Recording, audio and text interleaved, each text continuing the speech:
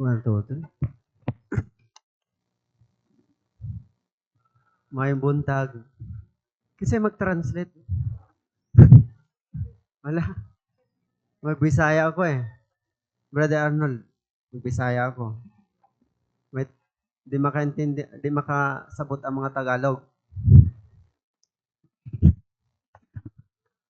Atong batiin ang inyong katabi. Nalipay ko nga nagtigom ta sa ngalan sa Ginoo. Sorry.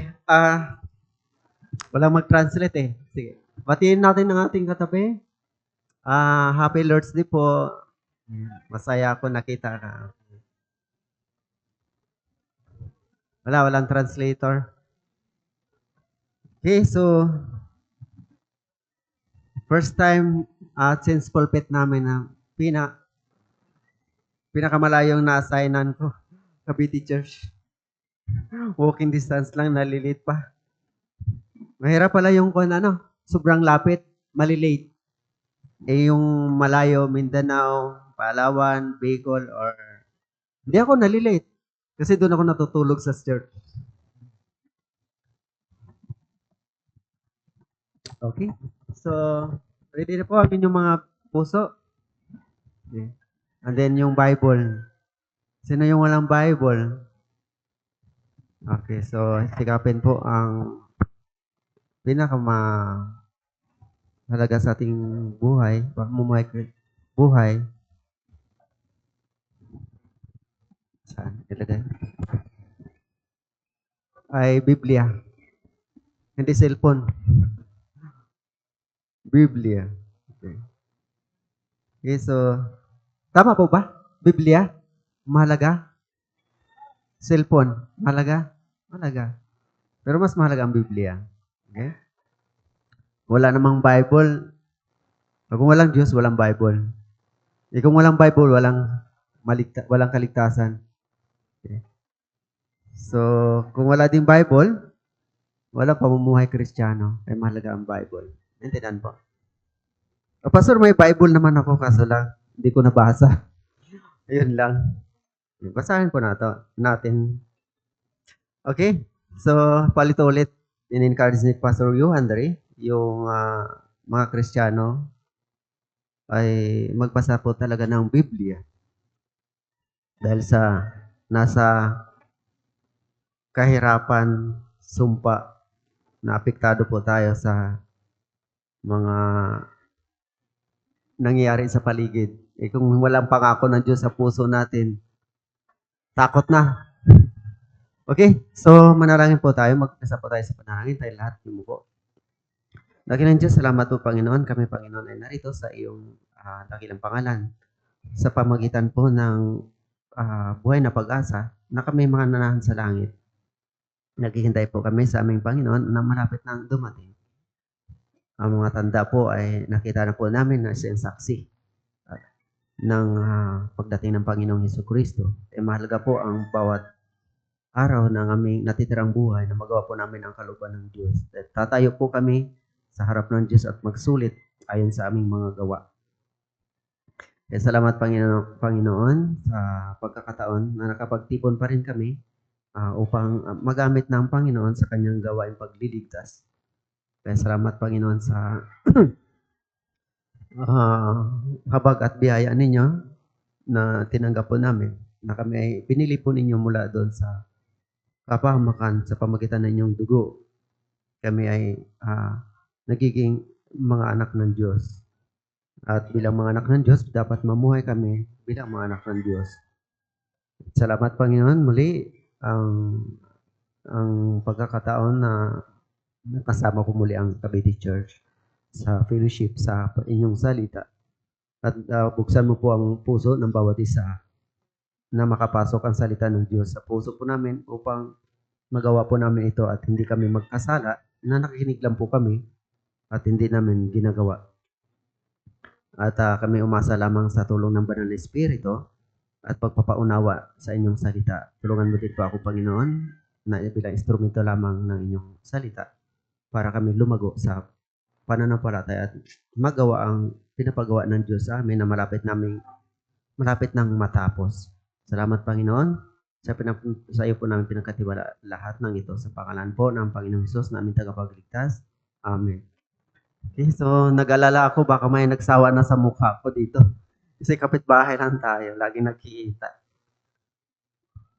Hindi ba? May nagsawa? Ay, wala. Okay. Okay, so ang ating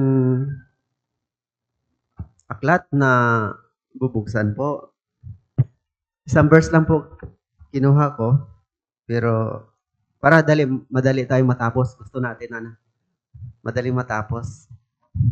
15 minutes. At saka 3 hours. Okay. So, aklat ng Pilipos. Aklat ng Pilipos po.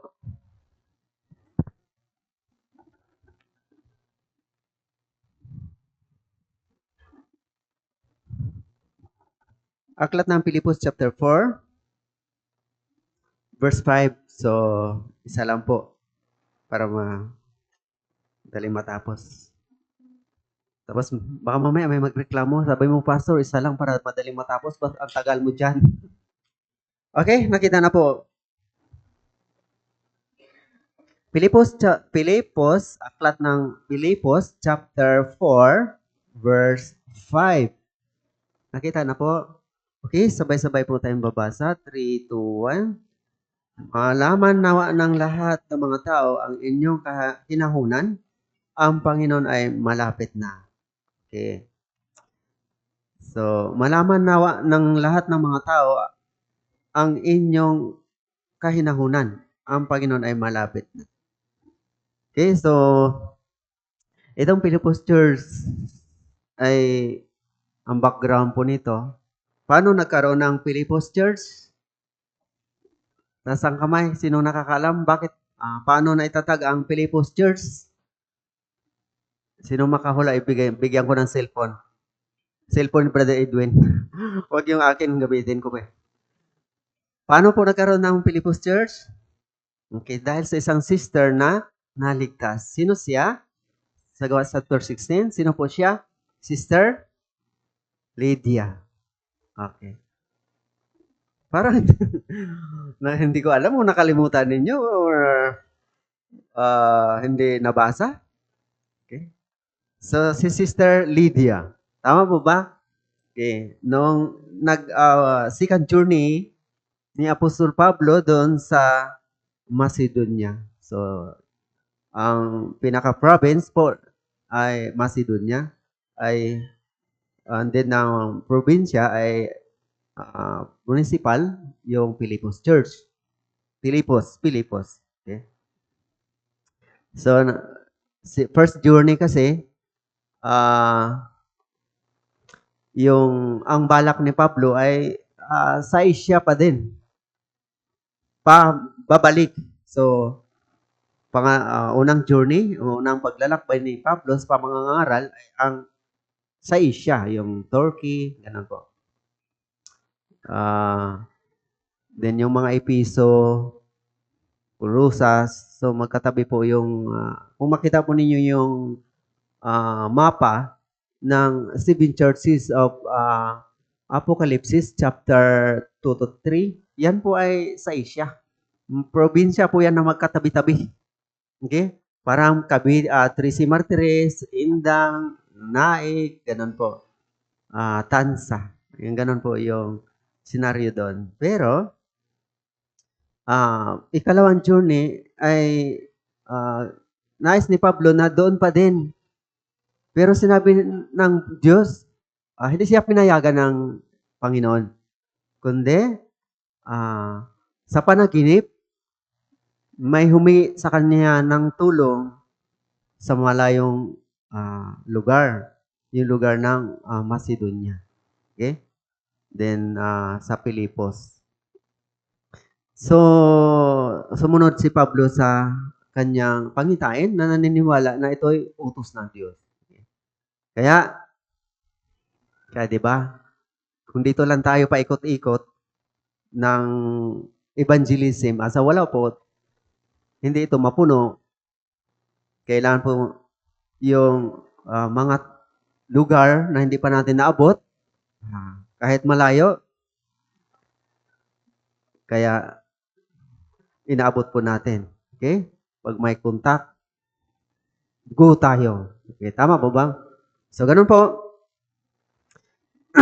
Yung Filipos Church, ay isang sister lang po ang naligtas. Okay? Then, family. Then, sunod-sunod na po doon yung Bantay Pinto, pamilya din niya. Okay? So, sa Gawa chapter 16 po yon. Okay? So, nandun po yung background nitong Filipos Church. So, isang sister na naligtas. So, lahat po ng churches po natin. Okay? Lahat po ng churches po natin may isang naligtas. Then, dinala po itong ebanghelyo doon sa kanilang pamilya sa probinsya. Kaya nagkaroon ng churches sa mga probinsya. Or nagkaroon na po tayo ng ilang churches na po sa kalendar natin.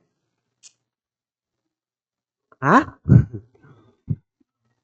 Nakalimutan na.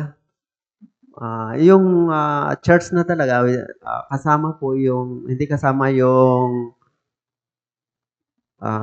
mission branch. Maring 115? Ganun po?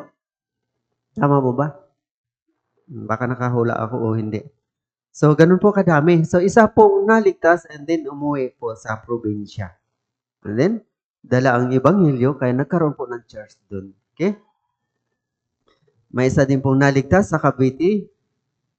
Okay? Isang sister din po. Okay. Nag-evangelize sila dito sa Tisro Materes. May naligtas din po dito sa Tisro Materes. Then ito na po. Nagkaroon ng Cavite Church. Then,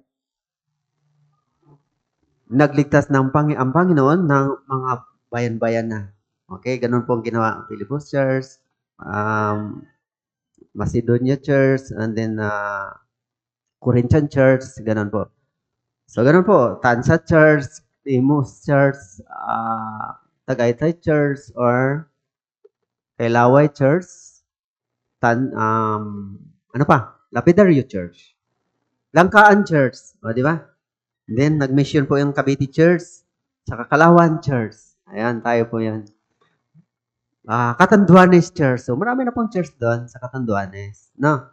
So, ganun po ang nangyari. Ginawa ng Panginoon. So, ganun po. Dahil sa tinupad po ng Diyos yung kanyang pagbabalik, ay ito po ang maganap. Makarating ang ebanghelyo sa lahat ng dako. Sa lahat ng buong sanlibutan. Tama mo ba? Okay? Di ba? Sa Matthew chapter 28 verse 19 to 20, sabi doon, ay sa inyong paghayo ay bautismuhan niyo sila sa pangalan ng Ama, ng Anak at ng Espiritu Santo at turuan silang sumunod sa lahat ng inuutos ko sa inyo. Ako'y makakasama ninyo, okay, hanggang sa kaduluduluhan ng lupa. Okay? Ako'y makasama ninyo. So, ginanap po ng Panginoon. Then, babalik siya. Nandiyan na ba? So, kaduluduluhan ng lupa mula sa Samaria, Jerusalem, Samaria, Judea, Samaria. Okay? And then, hanggang sa kaduluduluhan ng lupa. So, yun po ang sa Gawa chapter 1, verse 8. Nung ang Panginoon ay aakyat na sa langit. Naintindihan po? Kaya, naganap na po. Ang kaduluduluhan ng lupa ay ito po, tayo na po. Kaduluduluhan ng silangan ay Korea, China, Vietnam, ganun po. Pilipinas. So, may mga churches na po tayo doon. Okay? Kaso lang sa China, pinalis po yung church po natin doon. Okay? Ni Xi Jinping. Okay? Kaya, magkaroon na ata, matupad na po yung huling digmaan. Okay? Pinaalis na po yung church po natin doon. Dapat mayroon ng 4, pero pinaalis po.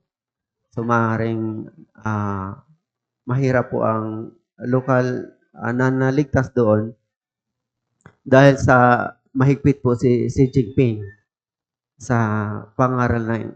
Pag may mangaral o mangaral ng Biblia, sa Biblia, patay. Ano po. Pero, yan po ay katuparan ng pagbabalik ng Panginoong Hesukristo. Kaya yun ating binasa, malaman nawa ng lahat ng mga tao ang inyong kahinahunan, ang Panginoon ay malapit na. Itong kahinahunan, ang ibang sa term po dito ay pagtsatsaga, pagtitiis. Okay? Sa paghihintay sa Panginoon. Di ba po? Hindi yun ano pa bang hinaantayin natin? Meron pa ba ibang hinaantay natin? Naghintay pa ba tayo na wala naman siguro na tumaya ng loto dito? Or yumaman pa? Meron pang nangarap na yumaman? Hindi. Hindi naman masama. Yumaman. Pero kung yung mangarap pa, yumaman, baka hindi na kayo aabot doon. Okay? So, pwede yung pangarap natin nakaugnay sa Ebanghelyo. Okay, sa Ebanghelyo. Pero kung hindi, imposible po yun.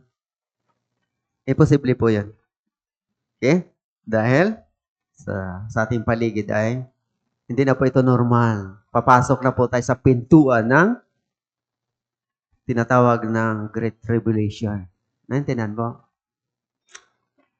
Kaya, pag sinabing malapit na, nakita po natin. Halimbawa,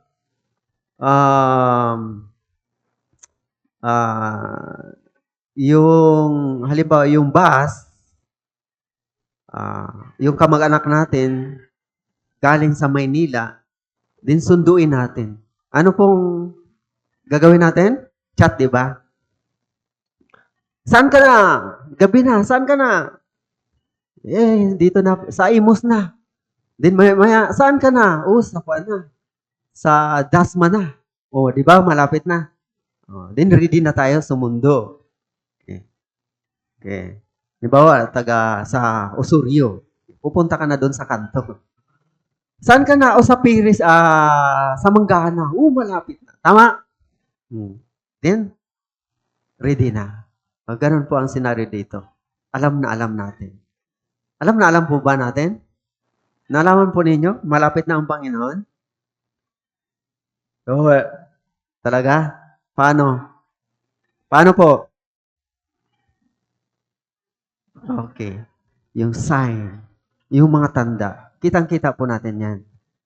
So, sa mga hindi ligtas, natakot po ngayon. Alam po ba ninyo? Dahil sa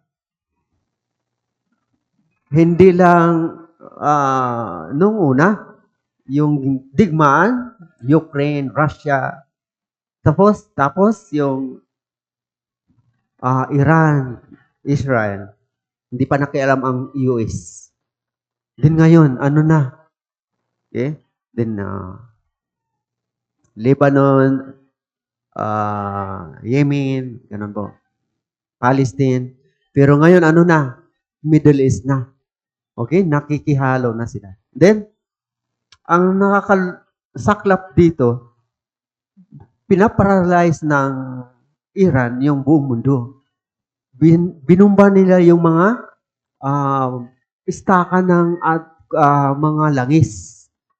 Di, magkano na ang paralyze po talaga ang mundo niyan. Ang lahat ng bansa. Dahil sa mamahal po talaga ang krudo. Kasi magkano na, nung nagpagas kami nung kapon, yung krudo, ewan ko lang kung saan napagas si Brother Edwin. Nung napagasan namin, 69 na po. Dating 53? Ewan ko magkano kung magpagas silang Brother Edwin. So, aabot po daw halos 90 o 100. Paano na? Ano na mangyari? Apektado po tayo sa ating evangelism. Kung apektado na po tayo, ay maring babalik na talaga ang Panginoon. Bakit? Nakasulat sa Biblia, bago papasok ang Great Tribulation ay kukunin muna tayo. Tama po ba? Sa unang Thessalonica chapter 2, sa ikalawang Thessalonica chapter 2, nakalagay po doon yung paglantad ng Antichrist. So, bago magpakilala yung Antichrist, kukunin muna yung church. Okay? Yun po ang nakapagpigil. Babalik ang Panginoong Jesucristo. Okay? Paglantad ng Antichrist naman ay babalik na muna ang Panginoong Jesucristo eh. Okay? So, kukunin muna yung church. Okay? Gusto niyo makita yung verse? O, tingnan po natin sa 2 Thessalonica. So, dito po yung paglantad ng Antichrist na mamumuno sa buong mundo.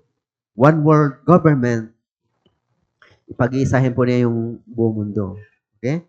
So, maaaring meron pang mamamagitan dyan sa digmaan na yan, pero huwad na kapayapaan. Para maging payapa, hindi mapigilan yung nuclear war. Okay.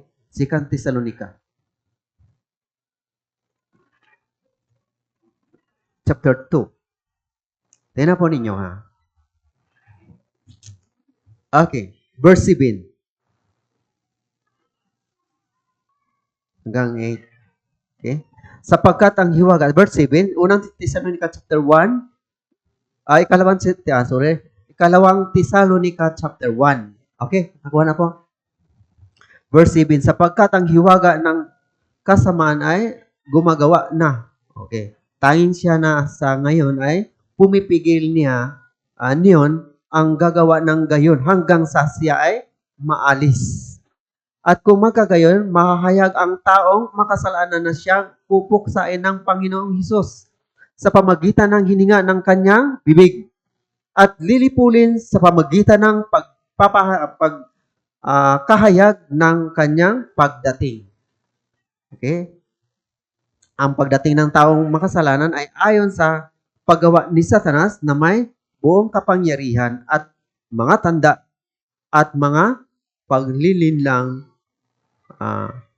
mapanlinlang na kababalaghan. So, ano pong napansin po ninyo? Ano pong nakapagpigil? Okay? Okay. Yung nakapagpigil, kapag hindi ito maalis, hindi malantad yung Antichrist. Hindi siya makilala pa. Hindi pa magpapakilala. Pero mag-rapture muna. Yung nakapagpigil dyan, yung maalis dyan, yung church sa verse 7. Naintindihan po? Wala na po tayo dito bago lumantad si Antichrist. Naintindihan po? So, itong kaguluhan ngayon, ito po yung pinaka-sign. So, sa Matthew chapter 24 naman, hindi naman po, matagal naman po lahat doon ang nangyayari.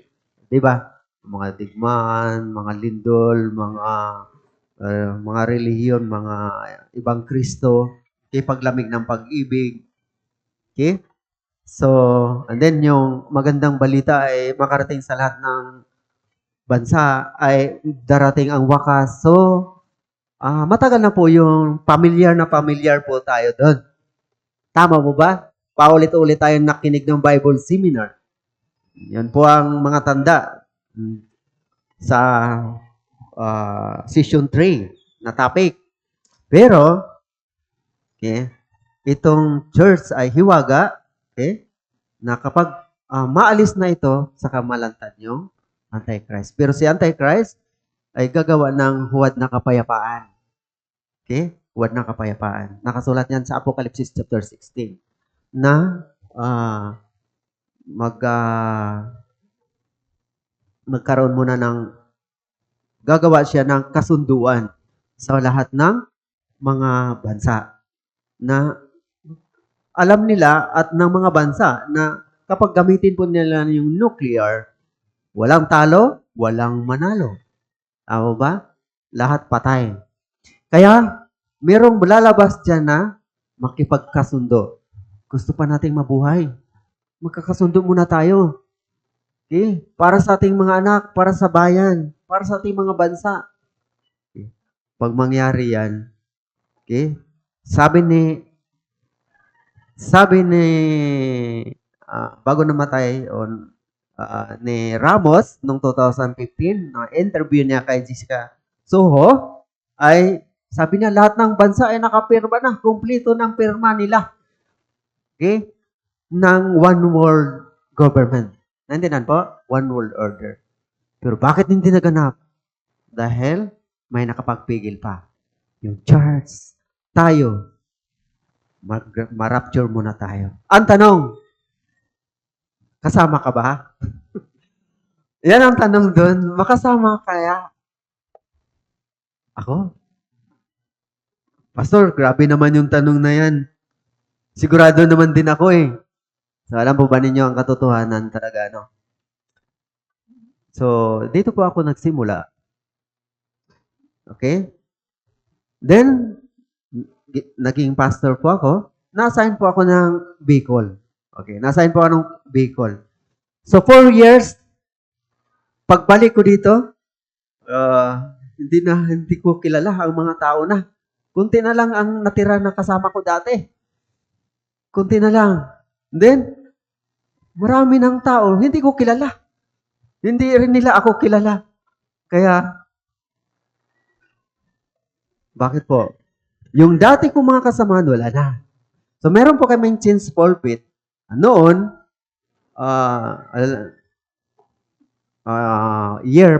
taon po talaga yung pagitan. Okay, kahit ngayon, taon po talagang pagitan bago makabalik kami sa ibang church o sa church na sermon kami. Din hahanapin po namin yung aming minsan ay kababayan. Hanapin po namin yung nakilala namin ng mga sisters and brothers. Then, mga leaders pa. Pagbalik namin, din may mga picture, di ba? May mga picture dyan.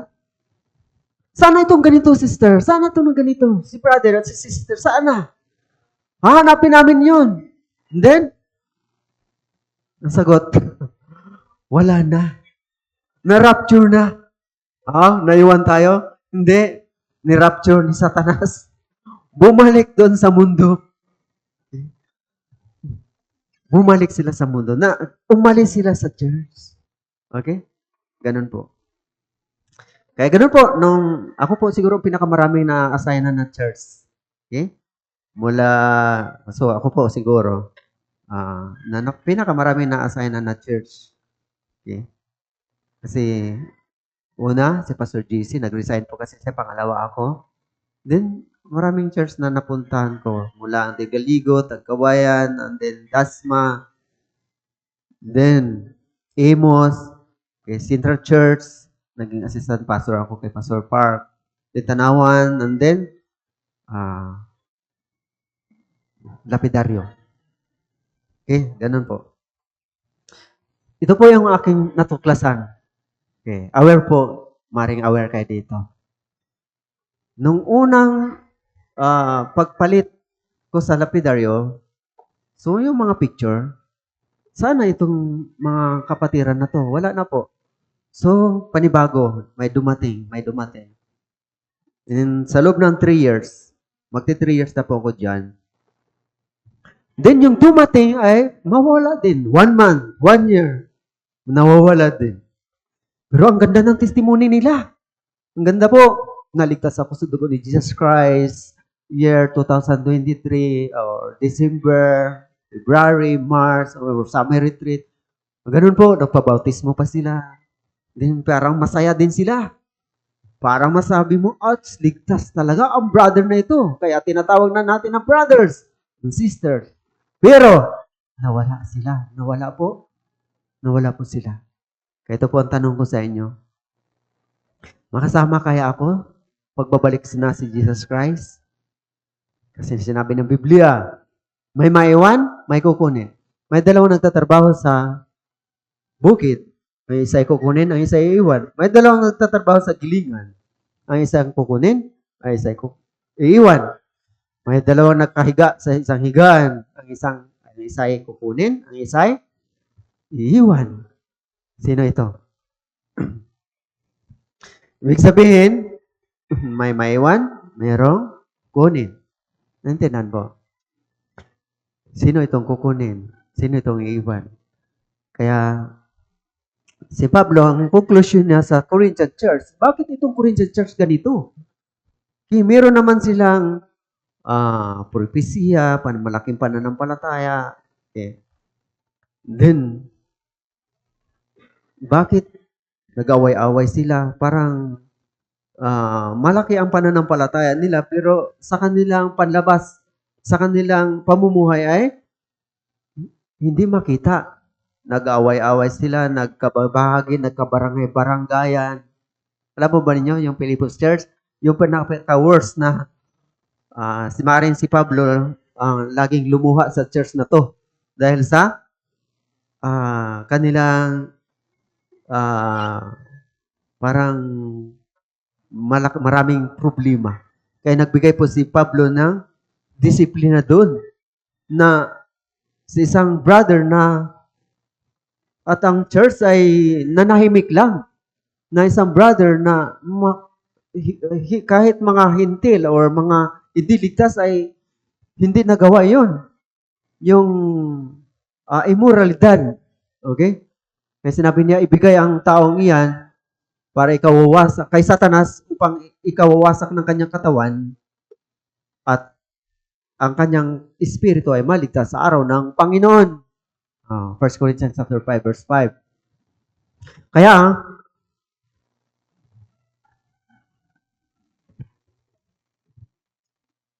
kung naligtas po talaga, may disiplina. Kaya sa aming mga minister, kapag minister retreat po kami, fellowship po kami, isa lang po yung aming mga naranasan sa church. Itong sigasig, itong brother na ito, umalis. Itong brother and sister na ito, sigasig, umalis. Yung mga youth na ito, ang dami noon, ngayon, naubos na. Naubos na. Kaya sabi ko sa Lapidary Church, bahala na, wala nang mga youth. Basta alisin natin yung kasalanan. Hindi tayo gamitin ng Diyos. Nagpapagod tayo, street evangelism, butas ang bulsa, ang bagan, dinanman doon ang kasalanan. So kadalasan ang mga youth, diba? Mga religion. Then, nakita ko wala po talagang repentance. Hindi man lang sila nauuhaw sa salita ng Diyos. Magtanong ako sa mga magulang, kumusta? Yung anak nyo, merong repentance, hindi pastor, lumala, naging makamundo na tuloy. Yung boyfriend niya, girlfriend niya, lalong lumala. Ayun. So, sa 1 Corinthians chapter 13 verse 5, ang nakalagay po doon. Siyasatin ninyo ang inyong sarili kung kayo nasa pananampalataya. Hindi ba niyo nalalaman na si Kristo ay nasa inyo? Alamin po natin. Sa oras ng tayo ay naligtas, si Kristo ay dumating sa atin. Ang puso ni Kristo ay dumating sa atin. Okay? Ang Panginoon ay dumating sa atin at nakasama natin. Okay? At yung pag-ibig ni Kristo, ibinuhos sa ating puso, hindi sa ulo. Kaya mahalaga po talaga magbabasa kayo ng Bible kasi kadalasan memorize lang po yung gagawin namin para hindi maabutan ng siyam-siyam kabuklat. Na Romans chapter 5 verse 5, hindi kayo binibigo ng pag-asa sa pamagitan ng ang pag-ibig ng Diyos ay ibinuhos sa inyong puso sa pamagitan ng Espiritu Santo. Ibinuhos sa inyong puso. Yun po ang araw ng ating kaligtasan. Okay po? Kaya imposible, sinabi sa Hebrew chapter 6, 1-4, na imposible yung mga naliwanagan na ay babalik at tumalikod. Tumalikod. Okay? Naliwanagan na. Kaya imposible. At pabalikin sa pagsisisi. Hindi po mangyari yun. Ang nagre-reject, alam po natin, yung bansang Israel, pagkatapos nilang ni-reject, yung Panginoong Hesus ay ang kasunod ay parusa. Pagkatapos na ni-reject, tapos na. Ni-reject na nila ang Panginoon. Okay? So, ganun po. Kaya, siguraduhin po, habang palapit na ang Panginoon, ay siya sa atin po natin ang ating sarili. Okay? Ako ba talaga totoong ligtas? Okay? Nakita ba sa akin si Jesus? Okay? Kaya, kung hindi nakita si Jesus sa ating buhay, okay? Puro lang, baka tayo ay testimony lang. Kung testimony lang, sana. Ang ingay siguro, kung testimony lang, ang ingay naman siguro ng langit.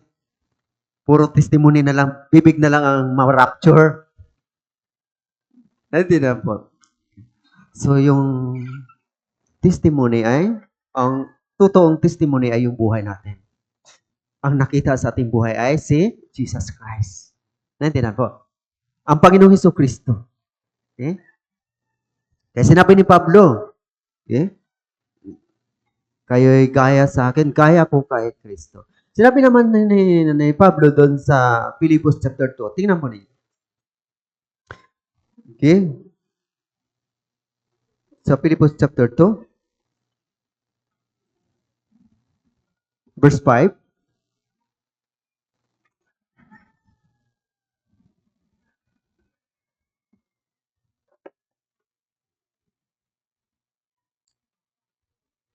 Okay, basahin mo natin sabay-sabay, 3, 2, 1. Magkaroon kayo sa inyo ng ganitong pag-iisip na kay Kristo din naman. Okay.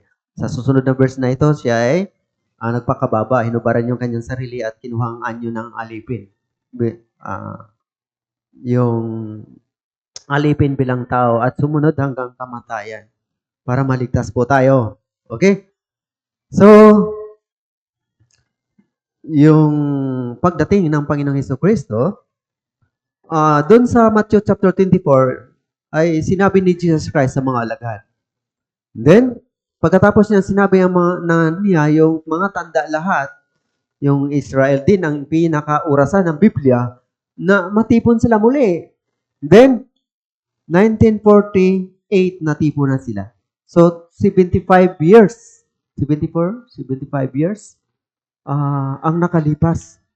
Pero sinabi ng Bible, kapag matipon na po yung Israel ay babalik na po ang Panginoong Jesucristo. Kasi sinabi po yung huling araw. Matipon po yung bansang Israel. Kaya ang orasan ng Biblia ay pagkatipon ng bansang Israel. And then pagdating ng verse 33 ng Matthew chapter 24, siya ay nasa pintuan na. 31? Okay, sige. Puntahan natin. Matthew chapter 24. Okay. So, kaya yung Biblia ay napaka-liwanag po talaga. Kung magbasa po tayo and din tingnan ang ating paligid, ano nangyayari, malinaw po sa atin na mangyari po yung kagalakan. Okay? Magalak tayo lagi. Okay? Sa Matthew chapter 24, nakita na ba?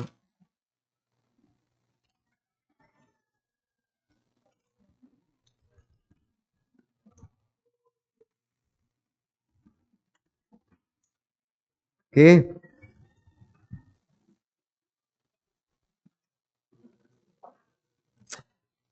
Tingnan po ninyo sa verse.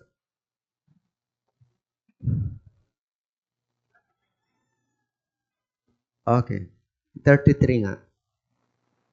So, in verse 32 nito, so 32 nito, yung puno ng igos ay Israel po ito. Kapag malambot na daw ang sanga, atag-araw na. Okay? Ibig sabihin, babalik na si Jesus Christ kapag matipon na po yung bansang Israel. And then magiging malakas na bansa sila. So, tag-araw na, babalik na si Jesus Christ. Then, in verse 33, basahin po natin. 1, 2, 3. Ganyan din naman kayo, kapag nakita ninyo ang lahat ng mga bagay na ito, alam ninyo siya ay malapit na. Nasa mga pintuan na. Okay?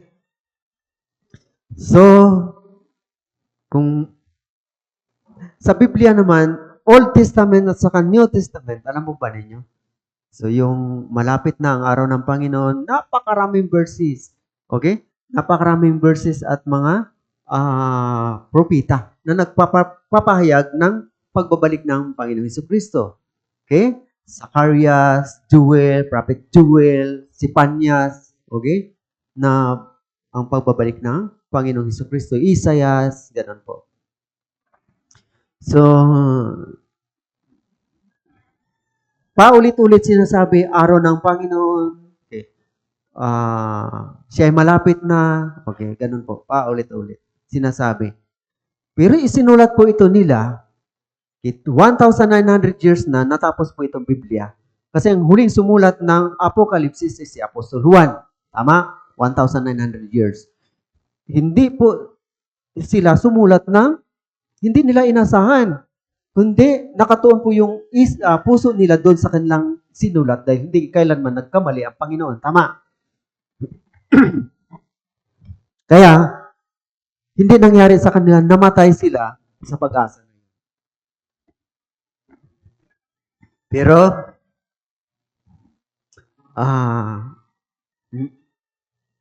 yung mismong nakakita sa mga sinulat po nila ng katuparan ay tayo. Tayo po. Tama po ba? Tayo? Yes. Meron po isang sister na nung COVID-19, tuwang-tuwa siya. Bakit nagkaroon ng COVID-19? Ha? Bakit sister? Hindi nga tayo makalabas. Siguro maraming relief goods sa inyo lagi. Di ba? Bigayan ng relief goods. Hindi. Ganito ang testimony niya. Matanda na kasi siya. Nakita ko na hindi pa ako namatay at nakita yung katuparan ng propesya ng Panginoon na magkaroon po talaga ng mga salot. Ito na po yun. Babalik na ang Panginoon. Masaya po siyang nagtestimony na nadatnan po daw niya yung mga tanda ng kanyang pagbabalik ng Panginoong Hesukristo.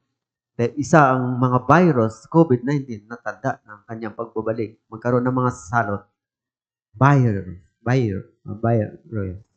Okay? Virus. Tama po ba? Okay. So, nasyak po ko, nga no. Babalik na ang Panginoon. Ano kaya kayo? Kumusta sa inyo? Umasa pa sa saan ang puso po natin ngayon? Sinabi ng Biblia, ang puso po natin ay hindi na sa mundong ito. Okay? Kailan nakaalis na tayo sa mundong ito? Okay? Yung ating puso. Kundi, ang titingnan na lang natin, ano po? Ang Panginoon. Okay? Ang langit. Okay? Okay, patuloy po tayo. Tatapik po natin yan. Okay? Philippians chapter 4. Okay? Kaya, Philippians chapter 4. Okay? Balik po tayo. Okay. So, bago yan, yung sinabi niya itong verse 5, itong verse 4. Basahin natin sabay-sabay, 3, 2, 1. Verse 4, Magala kayo lagi sa Panginoon. Muli kong sasabihin, magala kayo lagi. Then, sumunod po itong verse 5. Manalalaman nawa ng lahat ng mga tao ang inyong kahinahunan. Ang Panginoon ay malapit na. Ibig sabihin, habang nangyayari ang kaguluhan, habang nagmahal ang bilihin, so grabe po, ang bigas ngayon. Grabe po ang bilihin ngayon. Napakamahal na po. So, paano na? Pagdaan ng tag-ulan, ubos ang mga pananim. Okay? Dahil sa bagyo, pag tag-init naman, tag-tuyot, ay magmahal din ang mga bilihin dahil hindi makatanim ang ating mga farmers. Tama? Then, sabay po yung mga digmaan. Pagmahal ng mga gasolina, crudo gasolina. Then, yung mga bilihin, sasabay po lahat yan. And then, ang problema, hindi bababa ang presyo. Tama ba ba? Yung mga bilihin. Ibig sabihin, sinabi ng Biblia sa Matthew chapter 24 ay palala ng palala. Yung tanda pala na yun ay palala ng palala para papasok po tayo sa tinatawag na sukdulang paghihirap. Hindi tayo. Okay. kang papasok doon kasi kukunin muna tayo. Naintindihan po? Kayong rapture ay kagalakan. Sa pagbabalik ng Panginoon ay, yun po ang ating kagalakan. Yan po ang ating inaantay. Naintindihan po ba? Sa mga estudyante, siguro, panangarap pa kayo. Pagkatapos ko mag-aral, sa abroad ako magtrabaho. Yung aking course ay pang-abroad. May sister po ako narinig. Ayaw ko dito sa Pilipinas. Kasi, puro flood control lahat ng kahit local government, barangay. So, makita po natin, So, dumaan po kami kahapon. Nag-follow up po kami. Nadaanan po namin yung mga kanal na inaayos. Inaayos nga, pero wala namang bakal. Ano na? Hindi, bagsak din yon. Aksidente pa. So, grabe po, flood control. Pero hindi po, kahit saan po magpunta tayo, hindi po pwede na maantala ang pagdating ng Panginoong Jesucristo. Meron po akong nakausap na taga-Amerika. Naupahan ng Imus Church. Unang bahay na inupahan. Yung may-ari, tinanong ko po siya, saan po kayo, sir? Gustong tumanda at mamatay. Sabi niya, ayaw ko sa Pilipinas. Para namang kawawan mo yung bansa natin, Parang pinagdirihan. Ultimo Pilipino. Okay? Ultimo Pilipino, ayaw sa bansa po natin, sa Pilipinas. Ayaw ko sa Pilipinas mamatay. Okay? Paano na yung ari-arian nyo dito? Okay? So, paupahan na lang namin, pero ayaw ko dyan. Kurakot ang mga tao dyan. Okay? Walang tubig, walang shortage ng tubig, kuryente, ng mga hospital. Pero doon, pag tumanda sila, may mag-alaga na. May nag-alaga na. Mga Pilipino, di ba? Maraming mga Pilipino nag-apply ng caregiver. Tama mo ba? Sila po yung mag-alaga sa mga matatanda doon sa mga matanda sa Amerika. Okay? Doon daw pagtanda ay may nag-alaga na. Pero kung dito sila tumanda, wala mag-alaga. Then ang hospital ay napakamahal. Kaya, ganun po. So, ganun po. Pero tayo po, habang kinikwento po nila yung ganun, ano po ang puso natin? Sana maligtas ka, sir. Atin ka ng Bible seminar pagdating mo. Naku, dumating sa... Sir, atin ka ng Bible seminar. Umuwi siya. Nako, pangako lang atin daw siya. Pero hindi naman. So, ganun po ang puso po natin.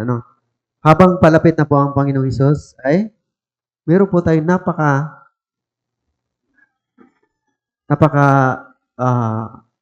hindi lang mahalaga, sentro na ating puso na gagawin po natin, na dapat natin tapusin. Sinabi ni Jesus Christ in John chapter 4, na yung gawain niya ay tapusin niya. Then, pagkatapos niyang tapusin daw, pinapagawa, inutos niya sa mga alagad na tapusin din ninyo ang gawain na ipapagawa ko sa inyo. Una, yung gawain ng Panginoong Hesus, in John chapter 4 verse 24 ay yung mamatay doon sa cross. Mamatay sa ating mga kasalanan. Tama po ba? Tinapos o hindi? Tinapos po niya yun. Kaya naligtas po tayo. Tama? Naligtas po ang mga nanampalataya mula sa Jerusalem, Judea, Samaria, hanggang sa kadulugan ng lupa. Hanggang nakarating sa Cavite.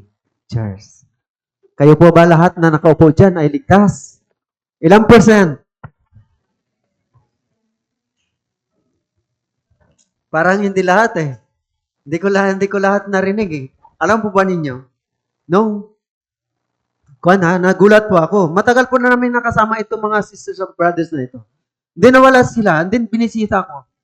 Binisita namin. Then, so maganda ka lang testimony sa dugo ni Jesus Christ. Itong taon na ito, naligtas ako. Maganda lang testimony nila. And then hindi sila naka-attend. So meron naman po talagang hindi naka-attend dahil nang hina. And then dahil sa problema. And then dahil sa pagsubok. Pero bumalik po sila. Then malinaw pa rin yung kanilang testimony. Okay? Pero nagulat po ako.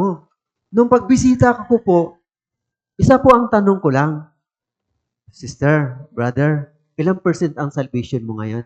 Siguro, yung honest ka ha, honest ka, okay? Ang Panginoon ay malapit na, no? So, ilang percent yung sa puso mo ngayon?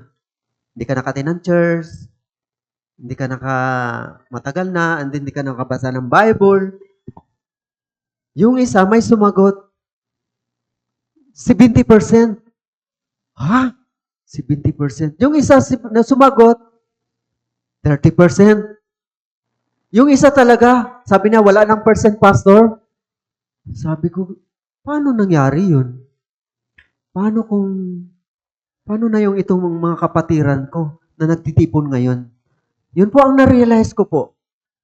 Kaya ito pong natanong ko din po sa inyo. Gaano ka kayo kaseryoso? Sigurado sa inyong kaligtasan kung babalik na ang Panginoon? Nantinan po? Kung babalik ngayon, hindi po nagkamali ang Bible, tama, no? Kung babalik ngayon, may maiwan sigurado. Tama o hindi? Sigurado po yun. Sigurado po ako doon. Hindi ako manghula. Grabe naman, pastor. Diyos ka ba? Pero, hindi ako manghula. Pero sigurado po talaga may maiwan. Ang tanong, sino kaya sa atin? May isang pastor na nagsabi, di nakinig po ako. Grabe naman pastor na ito. Sinabi po niya, meron po akong pinakasiguradong ligtas po dito. Isa lang. Ha? Isa lang? Grabe naman. Ang dami-dami na namin, isa lang ang siguradong ligtas. Sabi na, ako lang kasi ako lang po nakakalam sa sarili ko, pero kayo hindi ko mahulaan kung talagang makasama kayo sa rapture. Tama siya o hindi? Tama. Kasi tayo po ang nakakalam sa ating sarili. Nakita ba ang Panginoon sa aking buhay? O ang nakita sa ating buhay yung makamundo pa din? Yung mundo pa din. Yung makamundo pa din. Okay? Kaya, kasi dito sa verse 6 ay, ito po yung kasunod na sinabi ni Pablo in verse 6. In Philippians chapter 4, verse 6. Yung kabalisahan. Balisa. Normal po ito. Realidad po ito. Realidad versus realidad. Tama ba? Okay. Basahin po natin sabay-sabay. 3, 2, 1. Verse 6.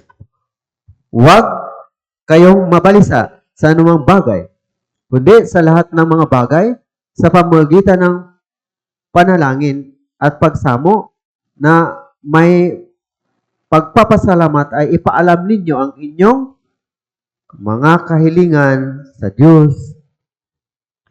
At ang kapayapaan ng Diyos na hindi maabot na ng pag-iisip ang mag-iingat ng iyong mga puso at mga pag-iisip kay Kristo Jesus.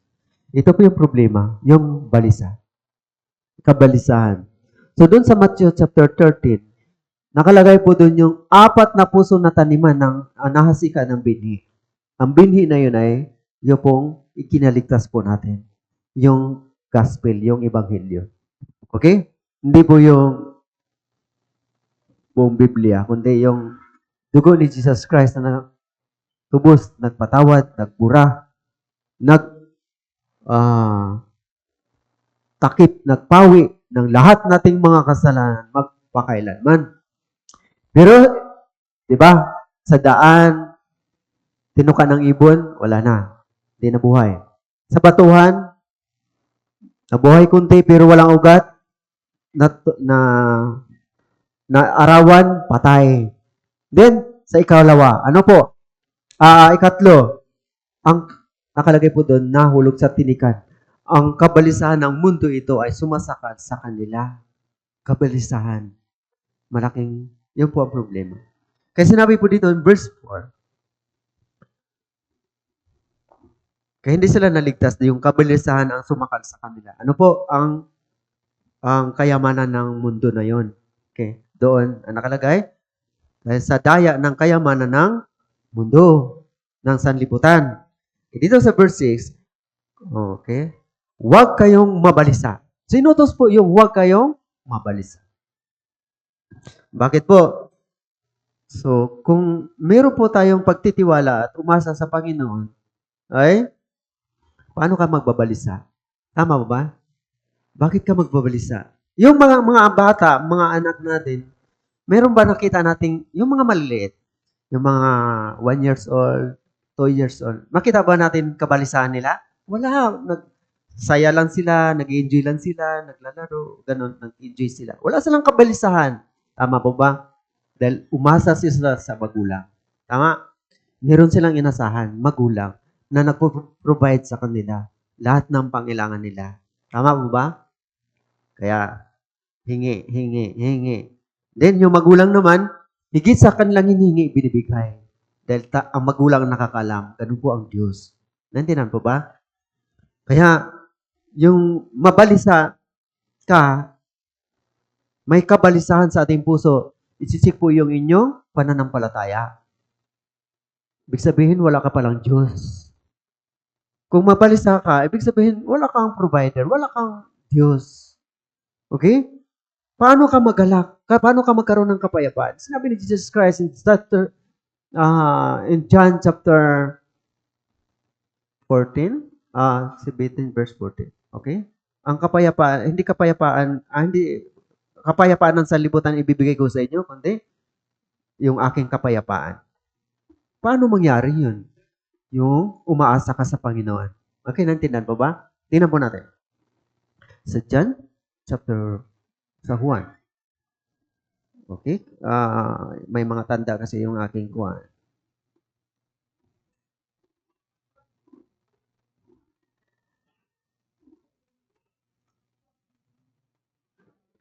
John chapter 14 verse 27. Basahin po na, nakita na po, sa Juan chapter 14 verse 27.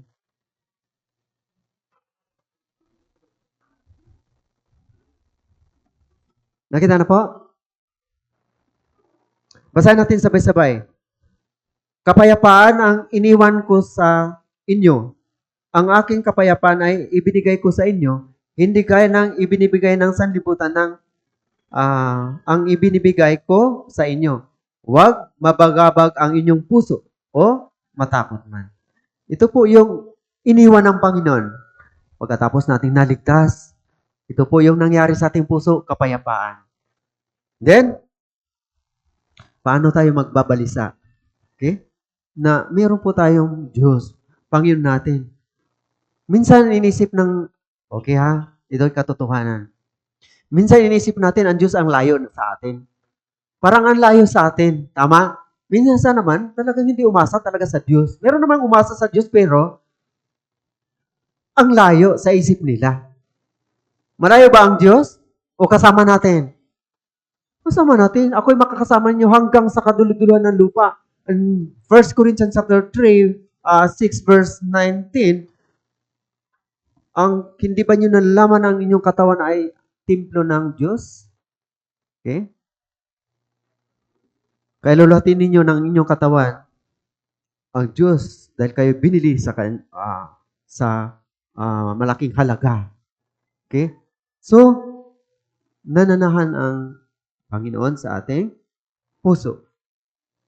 Sa ating puso. Then, sinabi sa Romans chapter 8, verse 34 to 35, ay sabi niya, kailanman ay walang makapaghiwalay sa inyo sa pag-ibig ni Kristo. Ang kamatayan man, ano po, kalaliman, kawalan man, okay, ay walang makapaghiwalay sa atin sa pag-ibig ni Kristo Jesus.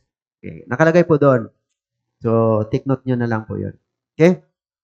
So, ibig sabihin, never po na iiwan tayo ng Panginoon or pabayaan po tayo ng Panginoon sa anumang inaalala po natin. Ano pong inaalala natin? Siyempre, number 1, budget. kung nandyan na po yung nangupahan tayo, maningil ng bahay, tubig, ilaw.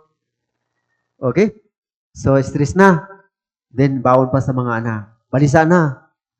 Paano natin maranasan yung magulang natin, ang ama natin, ang pagpuprovide ng ating ama? Okay? Na sinabi niya, kailanman hindi po tayo pababayaan. Sino po ang pinakamahalaga sa atin? Sa ating pamilya. Mga anak natin, di ba? Never natin pinabayaan ang ating mga anak. Sinabi din ng Diyos, kayo nga, ang inyong mga anak, hindi ninyo pinabayaan. Okay? Mapabayaan pa ng nanay yung kanyang anak. Pero ang Diyos, never niyang pabayaan ng kanyang anak. Kung naging anak ka. Naintindihan po ba? Hebrews chapter 13. Kaya, Hebrews chapter 13, verse 5.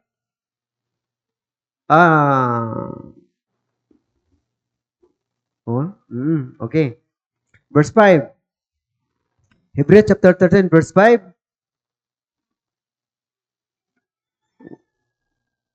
1, 2, 3. Umiwas kayo sa pag-ibig sa salapi at kayo'y masiyahan na kung ano ang mayroon kayo sapagkat sinabi niya, sa anumang paraan ay hindi kita iiwan o pabayaan man. Ito'y sa salita ng Diyos. Mag-alala pa ba tayo? Mabalisa pa ba tayo? Ang problema, yung pagtitiwala natin ay laban bawi. So, hindi po pwede. Ibig sabihin, nang naligtas po tayo, nagtitiwala tayo sa Panginoon, na naligtas po talaga tayo. Paano yung pamumuhay natin? Hindi ba tayo magtitiwala? Ang Christian life ay pagtitiwala. Ang pamumuhay Kristiyano ay pagtitiwala. Kapag hindi po yun, wala po yun sa ating puso. Never po na makagawa ka sa gawain ng Diyos. Never po makagawa tayo sa gawain ng Diyos o makasama ka. Halimbawa, Summer retreat. Okay. Goal. Cell group 1. 100. Takot na. Paano na? Grabe naman si Pastor. Ang laki naman ng goal namin. Okay. Newcomers 100. Balisa na. Pero, sino po ang kasama natin? Ang Panginoon. Okay? Ang Panginoon. Okay. So, balisa na. Bakit? Number 1, budget. Budget. Registration, mahal, ganun po. So, yung kabalisan. Pero, ang nawala po talaga sa atin yung pagtitiwala. Pero mayroon pong pinakasikat na verse. Pagbuuhin ang lahat ng pangako ng Diyos, itong Biblia, kasi hindi lang po ito salita ng Diyos, kundi pangako ng Diyos. Tama? Isang salita ng Diyos or pangako ng Diyos na hindi po magbabago. Okay? Ibig sabihin, kapag naisulat na, hindi na po niya binabawi. Okay? Alam na po ninyo, yung anong verse at chapter? Hula. Matthew chapter 6, verse 33. Kapag binaliktad po yan po ay nagka-problema, balisa ka. Pero kung sumunod ka sa order ng Biblia, sa salita na yan ay walang kabalisahan. Bakit? Tingnan po ninyo. Doon po nagka-problema yung mga Kristiyano. Binabaliktad kasi. Inuuna ang sarili, hindi yung Diyos. Kahit anumang bagay, kapag ibaliktad rin, problema yon. Naintindihan po? Paano na kung ang building ay ang haligi ay ang pundasyon na nasa taas, ang bubong ay nasa baba? Problema. Okay? Kaya hindi po pwede. Binabaliktad kasi ng mga Kristiyano ito. Inuuna yung sarili, panghuli ang Diyos. Minsan, pangatlo, pang-apat, pang-sampo. Okay. Chapter 6, verse 33. So, memorize na lang natin kasi kabisado na natin to. Okay? Kaya? Okay. Ngunit, hanapin nyo muna ang kanyang kaharian at ang kanyang katiwiran. At lahat ng mga bagay na ito ay idaragdag niya sa inyo. Then sa verse 24, hayaan mo na ang bukas ang mag-alala sa kanyang sarili. So, salita ng Diyos yun. Okay? Hindi kalahati yung kanyang i-provide. Hindi rin partial, kundi lahat. Lahat. Walang kulang, walang labis. Pero bakit daing tayo lahat lagi? Minsan nagdaing tayo, laging kulang. Bakit? Binaliktad kasi natin minsan. Kaya paano natin maranasan itong verse na to? Itong pangako ng Diyos. Wala itong kapangyarihan sa mga hindi nagtitiwala. Tama po ba? Kasi binaliktad inuna yung sarili bago ang Diyos. So, unahin muna natin ang kanyang kaharian, yung kanyang katwiran. Ano po yung kaharian? Ano po yung gawain ng Diyos? Yung church. Okay? Yung gawain ng Diyos ng pagliligtas. Katwiran, mananatili ka. Okay? Sasama tayo sa pagliligtas.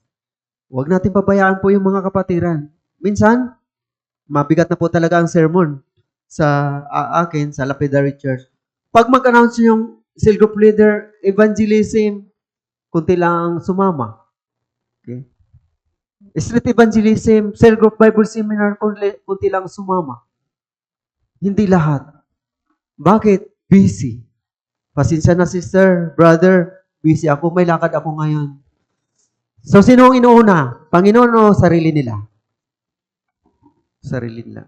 Nakakalungkot pa ganito. Kahit summer retreat, hindi makasama. Ang dahilan ganito, may baboy ako. Grabe naman yun. Ang lungkot ko naman narinig yun. Yung Diyos ay baboy na. Naligtas daw siya, pero yung Diyos niya ay baboy pa din. Ang lungkot yun. Ang lungkot na narinig ng minister yun. Ang lungkot ko, grabe naman. Hindi daw siya maka-attend ng summer retreat o mga minsan fellowship o kahit Lord's Day dahil sa baboy niya nanganganak. Grabe, yung Diyos ay ginawa, pinagpalit ng baboy sa baboy niya. Minsan aso. Di ba narinig po ninyo anong in-order na yung Pastor Yuhan? Ay, yung mga aso ninyong nakamamahalin man yan, ay, kung hindi nyo ibinta, alisin nyo na yan. Yan po ang nakapagpigil sa inyo, sa inyong pamumuhay Kristiyano. Sumunod po ang mga kapatiran. Then sa retreat center din po ay, doon po, nung na-assign po din po ako doon, mayroon pong mamahaling aso. Talagang sumunod yung mga kapatiran. Hindi ko alam kung lahat. Talagang pinamigay po nila yung mga aso nilang mamahalin. Mamahalin po yun. Nakita po yun, Brother Edwin, yung malaking aso. Mahal po yun. Hindi ko alam kung magkano yun. Pero alam ko mahal yun. Namatay ata yun dahil pinabayaan naman ng mga church staff doon papakain. Malay ba nila kung mamahalin o hindi? So, walang espiritu yan. Okay? Ang focus natin ay, ang pinapagawa ng Diyos, natapusin natin ay, yung mga kaluluwa na maligtas sila. Yung maligtas sila. Naintindihan po? Kung babalik na ang Panginoon, ano pong dapat natin paghandaan? Di ba? Kapag may bisita tayo, nagkadarapa tayo, handa lahat. Anong ihanda? Anong lulutuin? Anong handa? Tama po ba? Kasi darating na si bisita. Sino man yung special na yon, naghanda po tayo. Tama? Maraming paghahanda. Ngayon, ang Panginoon na ay darating na. Anong ihanda natin? Pagkain? Ano pong ihanda natin? Yung ating sarili. Yung ating anak, pamilya. Ligtas na ba sila? Naintindihan po? Asawa mo, ligtas na? Mga anak mo, ligtas na? Baka hindi pa. Nakalagay sa Bible. Ito po yung mindset natin. Kung babalik na ang Panginoon, naniwala po kayo na babalik na ang Panginoon? Yes. Hindi po magkamali ang Bible. Itong paulit-ulit na binanggit sa mga sermon na pigilan sila, awatin sila. Ano pong verse yun? Sa katayan, yun po ay pinaka-nakakatakot na verse kung mangyari sa ating pamilya. Sinabi ko sa mga sisters na binisita ko, kung hindi ka maligtas pala, yung mga anak mo, hindi yan maligtas. Pamilya, mga anak mo, wala nang pag-asa yan. Dahil hindi rin sila maligtas. Kawikaan, chapter 24, verse 11. So, sikat na verse ito. Dahil paulit-ulit po itong binanggit, dahil ito po yung nakakatakot na verse kapag maiwan po. Kung naligtas tayo, ang problema yung pamilya natin. 24 verse 11. Kawikaan chapter 24 verse 11. Nakita na po? Okay, basahin po natin sabay. Iligtas mo sila, dinadala sa kamatayan, at pigilan mo silang natitisod patungo sa katayan. Ito po yung impyerno. Araw-araw, maraming namamatay, bumulusok sa impyerno. Ang pinaka number 1 na killer ngayon, stroke. Tapos, heart stroke? Ano tawag ito? Anong tawag niyan? Heart attack. Dahil sa sobrang init. Okay? Stroke din dahil sa sobrang init. Pangatlo is cancer. Cancer. Okay? Pangapat. So, yan na po yung mga aksidente. So, ganun po. Hindi exempted po yung ating pamilya, ating mga pamilya, mahal sa buhay. Iligtas mo sila na dinadala sa kamatayan. Ibig sabihin, kitang-kita po natin. Okay? Kita po natin sila. Iligtas mo silang dinadala sa kamatayan. Pigilan mo silang natitisod patungo sa katayan. So, paano na? Kitang-kita mo, yung anak mo, so nag-enjoy ka, kung ligtas ka, kasama ng church, kasama ng mga kapatiran, sa mga Bible seminar, pero hindi mo maimbita ang iyong anak, asawa, kapatid, pamilya. Ang sakit nun. Bakit? Pag maiwan sila, kapag hindi sila naligtas, ang ibig sabihin ng katayan ay ito po yung impyerno. Sila po yun. Sila po yung pigilan natin. Ang oras ay limitado. Pwedeng bukas, mamaya patay na sila. Naintindihan po ba? Okay, so namatayan po din ako ng yung bayaw or bayanan. Hindi ako nalungkot na namatay sila. Dahil normal yun. Ang kinalungkot ko, hindi man lang sila naligtas. So, kahit paatinin ko ng Bible seminar, recording Bible seminar, ayaw man. Ganun po. Anong gagawin natin sa ating anak, asawa, pamilya, kung wala pa dito, kung hindi sila sigurado ligtas, anytime, pupunta sila sa impyerno, sa oras ng kamatayan. Tama ba? Hindi natin mahulaan na sila ay mamamatay. Naintindihan po? Kaya alam niyo na po yung sinatnat. Hindi ko alam yung kamatayan niya, yung oras na niya. Kasi nagkainan kami, nagtawanan pa kami. Then, pumasok lang ako sa kwarto. Paglabas ko, patay na siya. Wala naman siyang sakit. Naghawak lang naman siya, nag-ayos-ayos lang siya ng microphone dahil may Bible seminar kami pagka-Lunes. So, linggo po yun. Then, yung microphone, yun lang pala ang nakakurinti sa kanya. Eh, wala naman kong narinig na namatay, nakurinti sa microphone. Dahil dadaan yun sa speaker, hindi naman direct na kurinti, hinawakan niya eh. Microphone, inaayos niya, hinihinang-hinang niya. Dahilan lang talaga, dahil oras na niya. Paano kung, pero at least sigurado ako siya sa kaligtasan niya. Paano na po kung sa ibang pamilya, anak mo, asawa mo, hindi pa sila ligtas? Hindi pa sila naligtas. Sila po yung mapupunta sa impyerno. Sila po yung pupunta sa katayan. Nandiyan po ba? Siguro, okay. Kasi kung ipapakita natin yung ng Diyos yung kahirapan nila, hindi na langit yun. Ang tatanggalin lang sa atin yung limot. Ang mananatili ay pag-ibig. Kasi kung ilagyan, kasi yung physical body natin ay babalik sa lupa. Kung ipapakita sa atin yung impyerno, ang ating kamag-anak na sumisigaw at awa, at ituturo tayo, grabe ka, hindi mo ako pinilit. Grabe ka, hindi mo lang ako pinilit. Okay? Na dapat maligtas ako dito, dapat wala ako dito, dapat kasama ako dyan. Dapat kasama ako dyan, nagsasaya ka dyan, natitiis mo ako. Sa sobrang init, and then sumisigaw sila, kinakain ng uod, na hindi na mamatay, ang apoy ay hindi napapatay, magpawalang hanggan. Kung sakali, ipakita natin. Matiis po natin? Matiis po natin? Palagay ko hindi. Naintindihan po ba? Pero pagdating natin sa langit, hindi na po kasi natin ipapakita yun dahil hindi na langit yun. Kasi ang langit ay kagalakan. Naintindihan po? Pero ngayon pa lang nakita na natin. Tama po o hindi? Nakita po natin kapag hindi sila ligtas, pupunta sila sa impyerno. Tama? Naligtas tayo dahil nagkaroon po tayo ng tapat na puso na pagsisisi dahil sa nagkaroon tayo ng takot sa impyerno. Wala pong naligtas na hindi natakot sa impyerno.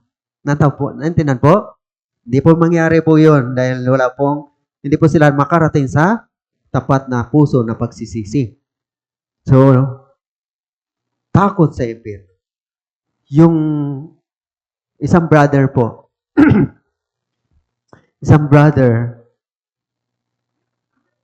naalala ko lang po, nag-testimony po siya. Sabi niya, yung pamilya niya nakahiga, hindi ligtas, natutulog na. Nagising daw siya sa gabi. Habang tinitingnan po niya yung pamilya niyang hindi ligtas, umiyak daw po siya. Dahil one day, mamamatay itong mga to. Naintindihan po ba? May lula siya, may nanay siya, may kapatid siya. Hindi mga ligtas. Din siya lang naligtas. Ang hirap daw, hindi madala sa Bible seminar. Umiyak daw siya habang nakikita yung kanyang mga pamilya na natutulog na alam niya saan mapupunta sa impyerno ito pag mamatay. So, yung kanyang puso ay maganda. Okay? Yung kapag nagkaroon ka ng ganung puso, anong sinabi ng Diyos? May pangako ang Diyos. Ililigtas niya yung sambayanan. Naintindihan po ba? Pero kung pabayaan mo siya, so gagawin ng Diyos po yung pangako niya. Doon sa Gawa chapter 16, yung pasambayanan ni Lydia, sambayan ng Bantay Pinto ay naligtas po talaga. Dahil sinabi niya, ikaw, mananampalataya ka. Nung tinanong ng Bantay Pinto na magpakamatay na sana dahil nakalag ang mga padlak ng bilangguan. Then, ang mananagot doon, ang batas noon ay ang mga gwardya papatayin. So, magpakamatay na sana siya. Sinabi ni Pablo, huwag mong saktan ang iyong sarili. Then, narito kaming lahat. Then, nagpatira pa siya kay Pablo. Anong gagawin ko para maligtas? Maring narinig niya po yung pangangaral ni Pablo. Maring nangaral si Pablo doon sa mga bilanggo. Okay? Then, sinabi ni Pablo, mananampalataya ka sa Panginoong Hesus, ikaw at ang iyong sambayanan ay maligtas. Then, sunod na verse noon, lahat ng sambayanan niya ay nabautismuhan. Ibig sabihin, naligtas po. Ganon din po kay Lydia. Naintindihan po? Ginawa ng Diyos yung kanyang pangako. Pero sa atin, kung hindi nangyari, ibig sabihin, bago darating si Jesus Christ, dapat mangyari muna. Dapat mangyari na. Naintindihan po? So kung babalik si Jesus Christ bukas, wala na silang oras. Kaya panalangin ng ibang mga sisters, brothers, okay? Sana huwag muna.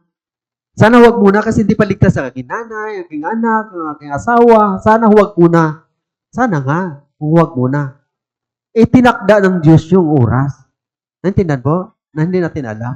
Nakatakda eh. Pwede ba natin pigilan? Hindi. Ibig sabihin, sinabi sa 2 Corinthians chapter 6 verse 2, ngayon na ang araw ng kaligtasan.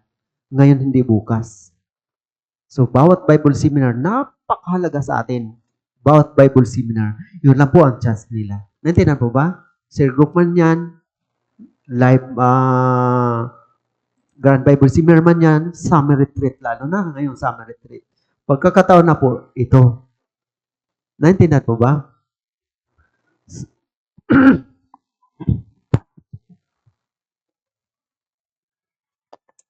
Kaya wala naman siguro dito, bahala na siya. Tigas ang puso eh, tigas ang ulo eh. Bahala na siya. So, meron po din po akong kapatid na hindi pa ligtas. Okay? Hindi pa ako ligtas, pero may pag-asa po ako. Dalawa po yan sila. noon. Yung panganay namin. Share ko lang po Pero araw-araw, mula akong naligtas, araw-araw ko po silang pinapanalangin. Dala ko sila sa church paulit-ulit, pero hindi pa rin naligtas-ligtas. Pero hindi po ako tumigil sa panalangin araw-araw, hanggang sa namatay sila. Pero, totoo po yung pangako ng Diyos. Totoo po yung pangako ng Diyos. Yung panganay namin, nung bago namatay, so nakapunta po ako. Hindi ko alam na mamamatay na siya, ha? So, Lunes, nakapunta po ako. Pero hindi ko alam, nabalitaan ko, nabalitaan ko lang na nagkasakit. Pero hindi ko alam na mamamatay siya yung isang linggo na yon. Okay? Yung chance na lang na yon ay isang linggo lang. Hindi rin alam ng doktor, hindi rin niya alam, pati pamilya na hindi alam. So, pumunta ako doon. Sabi ko, ulitin mo yung Bible seminar. Sa oras ng kamatayan mo, kapag hindi ka sigurado, pupunta ka sa impyerno, naniwala ka pa doon. So, ang lambot na ng puso niya, noon nagagalit. Kapag banggitin po yung impyerno, yung mapunta sa impyerno na nagagalit. Pero yun ay tahimik na siya. Sabi ko, may chance ka. Okay? Kasi 50% na lang yung kanyang pintig ng kanyang puso. So, mag-ingat na lang daw. Mag-ingat kung oras mo na. Then, sabi ko, ito lang hiling ko sa'yo, isang chance. Manood ka ng Bible seminar, recording Bible seminar. Sabi ko, kung may puso ito, doon nagtitiwala ko sa Panginoon na gaganapin niya yung kanyang pangako. Then, iniwanan ko siya, hindi ko siya sinamahan. Iniwanan ko siya. Nagtiwala lang talaga ako sa Panginoon. Then, nagtanong ako, nag-monitor ako sa kanyang mga anak. Kumusta? Papa mo, nanood ng Bible seminar. Kinabukasan, kumusta? Nanood ng Bible seminar. Kasi Smart TV yung kanilang TV. Tinuruan kung paano mag-search ng Bible seminar sa YouTube natin.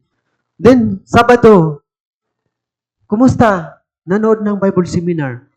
Then, pagkalinggo, sabi ko, excited ako. Ika-counseling ko na. Okay, ka-counseling ko na. Pero paulit-ulit naman siya na-counseling, nag-attend ng Bible seminar. Pero gusto ko matiyak pa rin talaga. Hindi na ako umabot, patay na.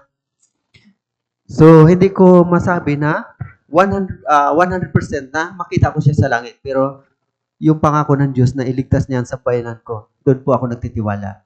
Bakit lumambot ang puso niya? Kayo kaya, meron pa kayong pamilya na hindi paligtas? Pinapanalangin niyo po ba sila? May pagkakataon, may summer retreat po tayo. So, yung pagdating ng Panginoon, balik po tayo. Patapos na po tayo. Wala na po yung oras. So, yung pagbalik ng Panginoon, ito ay hindi basta masaya ka dahil babalik ng Panginoon dahil mananahan sa langit na tayo. Hindi po. Ang pagbabalik ng Panginoon, ito po yung ating pagkahanda. Ano pong ihanda po natin? Yung mga kaluluwang hindi ligtas na pamilya natin ito. Kung pamilya natin ito po yung ihanda na. Baka, di na matapos itong taon na ito. Babalik na ang Panginoon. Okay? Naintindihan po? So, ito po. Basahin natin sa Santiago, chapter 5, chapter 5, Santiago. Santiago chapter 5.